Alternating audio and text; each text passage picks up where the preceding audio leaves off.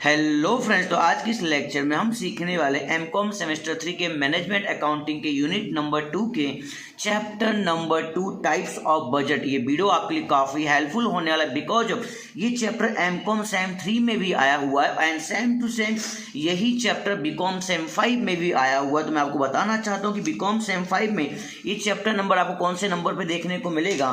Chapter number 6 पे आपको ये चैप्टर देखने को मिलेगा। तो ये वीडियो आपके लिए काफ़ी हेल्पफुल होने वाला है because MCom sem 3 and BCom sem 5 दोनों लोगों के लिए काफ़ी हेल्पफुल है एंड अर्लियर टाइम में आप लोग की यूनिवर्सिटी की एग्जाम भी आने वाली है मैनेजमेंट अकाउंट की। सो ये वीडियो आपके लिए काफ़ी हेल्पफुल बनने वाला है। तो पूरा वीडियो आपको एंड तक देखना है, कहीं पे भी स्किप नहीं करना है। अगर आप वीडियो पहली बार आए हैं तो वीडियो को लाइक एंड शेयर करना ना भूलें। अगर आपने अभी तक हमारे चैनल को सब्सक्राइब नहीं किया तो सब्सक्राइब कर लीजिएगा और हमारे वीडियो आपके लिए कितने हेल्पफुल हो रहे हैं उसे भी कमेंट बॉक्स में राइट करके बताइएगा। और नेक्स्ट कौन सा वीडियो देखना चाहते हैं उसे कमेंट बॉक्स में राइट करके या फिर आप इंस्टाग्राम पे मुझे फॉलो करके विदाउट एनी हेजिटेशन आप मेरे साथ में क्वेश्चन आंसर कर सकते हैं। सो स्टार्ट करते हैं आज के लेक्चर की।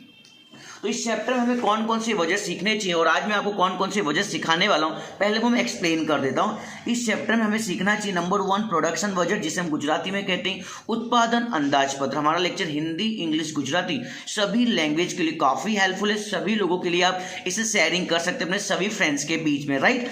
एंड सेकेंड बजट हमें सीखना है मटीरियल रिक्वायरमेंट बजट, गुजराती में कहेंगे काचा माल अंदाज पत्र। इसका आज मैं एक प्रैक्टिकल सम सॉल्व करने वाला हूँ, पूरा वीडियो एंड तक देखिएगा। एंड थर्ड में आज आपको एक्सप्लेन करने वाला हूं परचेज बजट, जिसे हम गुजराती में कहेंगे खरीदी अंदाजपत्र। एंड लास्ट में आज मैं आपके साथ में शेयरिंग करने वाला हूं, अगर वीडियो में टाइम मिलेगा तो मैं सेलिंग एक्सपेंस बजट आज शेयरिंग कर दूंगा या फिर नेक्स्ट वीडियो के अंदर मैं आपको वेचाण खर्च का अंदाज पत्र भी सिखा दूंगा। तो आज हम सीखने वाले टोटल 4 बजट, जिसमें से ये वाला जो बजट है इसे मैं प्रैक्टिकली आपके सामने सॉल्व करने वाला हूं। मटीरियल रिक्वायरमेंट बजट, गुजराती में कहेंगे काचा माल अंदाज पत्र। किस तरीके से बजट रेडी होता और एग्जाम में किस तरीके से मैं मैक्सिमम मार्क्स लाने चाहिए पूरा इस वीडियो में मैं एक्सप्लेन करूंगा, राइट। तो अगर आपके पास एमकॉम की बुक है तो एमकॉम की बुक में से आज मैं एग्जांपल नंबर 1, 2 एंड 3 सॉल्व कराने वाला हूं। अगर आपके पास बीकॉम की बुक है तो बीकॉम में से भी मैं आपको एग्जांपल नंबर 1, 2 एंड 3 सॉल्व कराने वाला हूं। अगर आपके पास बुक नहीं है तो यहाँ पे जो बुक मैं आपको दिखाने वाला हूं इसके द्वारा भी आप सीख सकते हैं या फिर अपनी बुक का भी उपयोग कर सकते हैं। ध्यान रखिएगा, एमकॉम में भी एग्जाम्पल नंबर 1, 2, 3 है और बीकॉम में भी एग्जाम्पल नंबर 1, 2, 3 है। आई होप आप समझ गए। सो स्टार्ट करते हैं सम की। तो यहाँ पे सम आ चुका है। सबसे पहले मैं सम को अच्छी तरीके से रीडिंग करूंगा, राइट ना। एक company want to prepare the production budget, company को एक प्रोडक्शन बजट रेडी करना है, दैट मीन्स उत्पादन अंदाज पत्र रेडी करना है। It manufacturing production A B C, यहाँ पे 3 प्रोडक्ट हैं A B C. The budget for the 3 products of enclose sale, यहाँ पे देखो इनका सेल दिया गया है, वेचाण दिया गया हुआ है 83,200, 72,840, 88,400 यूनिट। ये क्या दिया, इनका सेल दिया हुआ, वेचाण दिया गया है। The details of opening and closing stock की डिटेल आपके पास यहाँ पे दी गई है और आपको रेडी करने को कहा गया है प्रोडक्शन बजट रेडी कीजिए, गुजराती में कहेंगे उत्पादन अंदाज पत्र रेडी कीजिए। तो जब आप एग्जाम हॉल में जाएंगे तो इस तरीके से आपको प्रोडक्शन बजट रेडी कर देना है। यहाँ पे आपको लिखना है सेल्स की यूनिट, दैट मीन जो भी आपके वेचाण की यूनिट थे 83,000 समथिंग, 72,000 समथिंग एंड 88,000 समथिंग, आपको यहाँ पर कट कॉपी एंड पेस्ट कर देना। आई होप आप समझ गए। जिसमें क्या करना है, आपको क्लोजिंग स्टॉक को ऐड करना। ध्यान रखिएगा, आखिरी स्टॉक आपका प्लस हो जाएगा और ओपनिंग स्टॉक आपका लेस हो जाएगा, दैट मीन्स माइनस हो जाएगा। तो ये रहा हमारा ओपनिंग स्टॉक और ये रहा हमारा क्लोजिंग स्टॉक। अभी क्या समझा दिया मैंने, क्लोजिंग स्टॉक को आपको क्या करना होगा, ऐड करना होगा।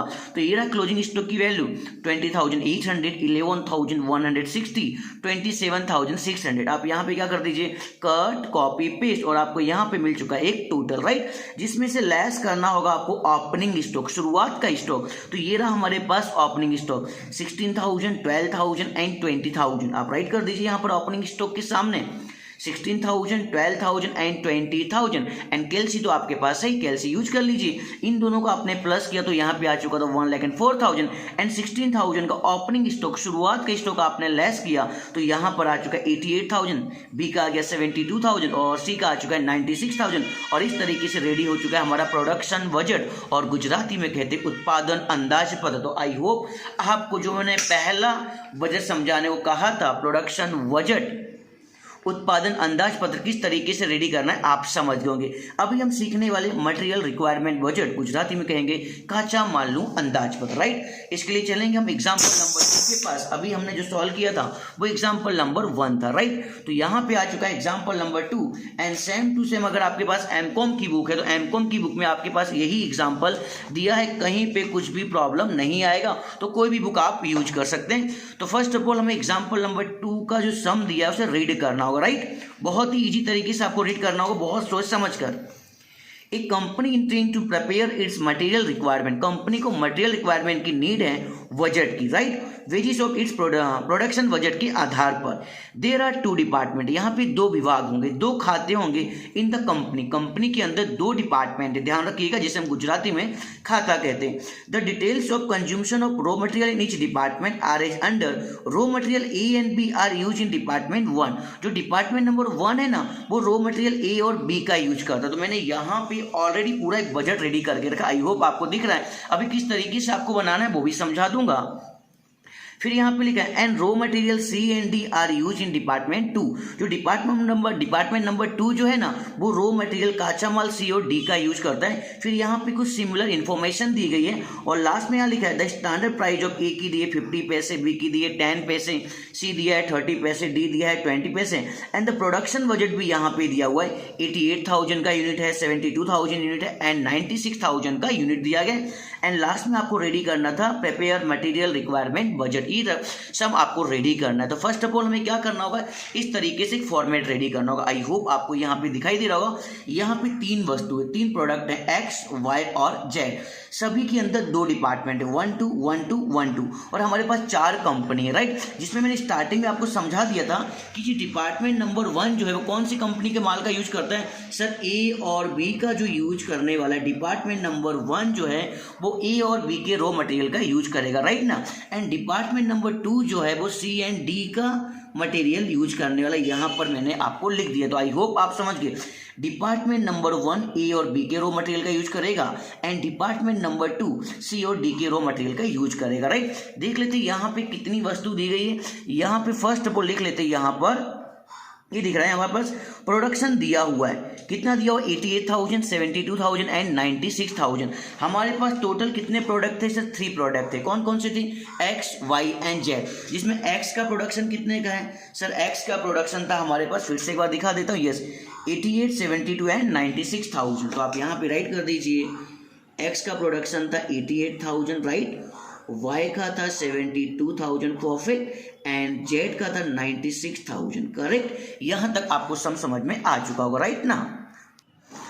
अब देखते हैं यहाँ पे 3 production X Y and Z. अभी तीनों प्रोडक्शन किस तरीके से रॉ मटेरियल का यूज करते हो वहां पे कुछ इन्फॉर्मेशन दी गई होगी। यहाँ पे लिखा देखो, 1 यूनिट ऑफ बी, बी का ये 1 यूनिट लेता है एंड 2 यूनिट ऑफ सी, सी का ये 2 यूनिट लेता है। कौन सा प्रोडक्शन, एक्स लेता है, राइट ना। तो यहाँ पर प्रोडक्शन एक्स की हमारे पास टोटल वैल्यू कितनी दी, 88,000। जहाँ पे लिखा है कि जो बी है ना, बी का कितना यूनिट लेता है ये, सर ये 1 यूनिट लेता है। तो 88,000 का मल्टीप्लाई 1 के साथ करेंगे तो यहाँ पे आपका आंसर कितना आ जाएगा, 88,000। किस तरीके से है मैं यहाँ पर ब्रैकेट में लिख के दिखा देता हूँ, 88,000 इंटू 1। आई होप आप समझ गए। 1 के सामने मैंने बी में आंसर लिख दिया, बिकॉज ऑफ डिपार्टमेंट नंबर 1 किसका यूज करता है, ए और बी का। एंड सी के कितने यूनिट यूज करता है सर, सी के ये 2 यूनिट यूज करता है। अब सी मतलब कहाँ पे आएगा, डिपार्टमेंट 1 में आएगा कि 2 में आएगा। अभी आप लोग समझ गए होंगे सर, डिपार्टमेंट नंबर 2 में आएगा। कितने यूनिट यूज करता है सर, 2 यूनिट। तो आप यहाँ पे आंसर आ जाएगा आपका 1,76,000। किस तरीके से, आई होप आप समझ गए। 88,000 का मल्टीप्लाई किसके साथ कर देना है, 2 यूनिट के साथ में। आई होप आप समझ गए। अभी तो यहाँ पे एक्स की रिक्वायरमेंट कंप्लीट हो चुकी है, तो यहाँ पे आपको डैश कर देना है, यहाँ भी डैश करना है, यहाँ भी डैश कर दीजिए, यहाँ भी डैश, यहाँ भी डैश और यहाँ भी डैश। तो उम्मीद करता हूँ कि प्रोडक्शन एक्स आपको समझ में आ चुका होगा। चलते हैं प्रोडक्शन नंबर वाई के पास। ये आ चुका है हमारा production number Y. I hope आपको दिख रहा होगा। प्रोडक्शन वाई किस तरीके से मटेरियल का यूज करता है, 2 यूनिट ऑफ ए के ये 2 यूनिट यूज करता है, 1 unit of each C and D, C और डी का ये 1 यूनिट यूज करता है। तो प्रोडक्शन जो वाई है, ए के 2 यूनिट यूज करता है और सी और डी के 1 यूनिट यूज करता है। तो देख लेते हैं यहाँ पर हमारे पास वाई के पास टोटल कितने यूनिट दिए गए, 72,000। और हमारे अंदर लिखा हुआ क्या था कि जो हमारा वाई वाला प्रोडक्शन है, लिखा हुआ है 2 यूनिट ऑफ ए के कितने यूनिट यूज करता है, 2 यूनिट यूज करता है। तो ए कहाँ पे आएगा, डिपार्टमेंट 1 में आएगा कि 2 में आएगा सर, 1 में आएगा। तो आप यहाँ पे राइट कर दीजिए, 72,000 का मल्टीप्लाई 2 के साथ करेंगे तो आपका आंसर कितना आ जाएगा 1,44,000। फिर भी आपको याद रहे इसलिए ब्रैकेट में लिख देता हूँ 72,000 इंटू 2। आई होप आप समझ गए। फिर क्या लिखा था, सी और डी जो है वो डिपार्टमेंट नंबर 2 में आता है। कितना यूनिट यूज करता है, ओनली 1 यूनिट यूज करता है। तो 2 के सामने सी डी आएगा कि 2 के सामने ए और बी आएगा? सर 2 के सामने सी और डी आएगा, बिकॉज ऑफ डिपार्टमेंट नंबर 2 किसका यूज करता है, सी और डी का यूज करता है। मैंने यहाँ पे लिखा हुआ है 2 नंबर। टोटल यूनिट कितने थे, 72,000। तो आप राइट कर दीजिए 72,000 एंड 72,000। कैसा है, आई होप आप समझ गए। फिर भी ब्रैकेट में लिख के दिखा देता हूँ 72,000 इंटू 1 एंड लास्ट में भी 72,000 इंटू 1। आई होप यहाँ पे वाई प्रोडक्शन किस तरीके से सॉल्व किया गया आप समझ गए। चलते हैं जेड के पास। जेड ने किस तरीके से प्रोडक्शन का यूज किया, यहाँ पे लिखा है 1 यूनिट ऑफ ए का 1 यूनिट, 2 यूनिट ऑफ सी के 2 unit and 1 unit of B का 1 यूनिट प्रोडक्शन जेड यूज करता है। आई होप आप समझ गए। फिर से एक बार रिपीट करूंगा, 1 यूनिट लेता है ये ए का, 2 यूनिट लेता है ये सी का एंड 1 यूनिट लेता है ये बी का। तो फर्स्ट ऑफ ऑल में डिसाइड करना होगा कि डिपार्टमेंट नंबर 1 किसका यूज करता है, ए और बी का यूज करता है। तो ए का ये कितना यूनिट यूज करता है, 1 यूनिट यूज करता है। तो आपको यहाँ पे लिख देना है 96,000। किस तरीके से है आई होप आप समझ जाएंगे। 96,000 का मल्टीप्लाई आपको किसके साथ कर देना है, 1 के साथ कर देना है। फिर क्या लिखा था, सी के कितने यूनिट यूज करता है, सर सी के ये 2 यूनिट यूज करता है। सी मीन्स कहाँ पे आने वाला है, डिपार्टमेंट नंबर 2 के सामने आने वाला है। तो 96,000 का मल्टीप्लाई 2 के साथ करेंगे तो यहाँ पर आपका आंसर आ जाएगा 1,92,000। किस तरीके से है, ब्रैकेट में लिख देता हूँ 96,000 इंटू 2। आई होप आप समझ गए। फिर बी का कितना यूनिट यूज करता है, 1 यूनिट यूज करता है। तो बी मीन्स कहाँ पे आएगा, डिपार्टमेंट नंबर 1 के सामने कि 2 के सामने, सर बी का मतलब होगा डिपार्टमेंट नंबर 1 के सामने। कितने यूनिट, 1 यूनिट। तो 96,000 का मल्टीप्लाई 1 से करेंगे तो आंसर कितना आ जाएगा 96,000। आप चाहें तो ब्रैकेट में लिख सकते हैं 96,000 इंटू 1। तो यहाँ पे तीनों की तीनों प्रोडक्शन है किस तरीके से यूज किया आपने देख लिया। अभी हमें क्या करना चाहिए, अभी हमें करना चाहिए टोटल। तो आपके पास कैलसी का यूज कर दीजिए एंड टोटल कर दीजिए। तो यहाँ पर हमारे पास कंपनी ए का टोटल आ जाएगा 1,44,000 प्लस 96,000। यहाँ पर आपका टोटल आ जाएगा 2,40,000, राइट ना। एंड बी का टोटल आ जाएगा आपका 88,000 प्लस 96,000। आंसर हो जाएगा आपका यहाँ पर 1,84,000। कैलसी यूज कीजिएगा। एंड सी का आंसर आ जाएगा आपका यहाँ पर 1,76,000, 72,000 प्लस 1,92,000। आपका आंसर हो जाएगा आपका यहाँ पर 4,40,000।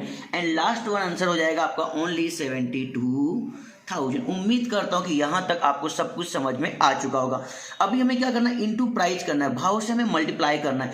क्या आपके बुक के अंदर प्राइस दिया हुआ था, यस सर यहाँ पे दिया हुआ था लास्ट में 50 पैसे, 10 पैसे, 30 पैसे एंड 20 पैसे। पैसे का मतलब परसेंटेज भी हो सकता है।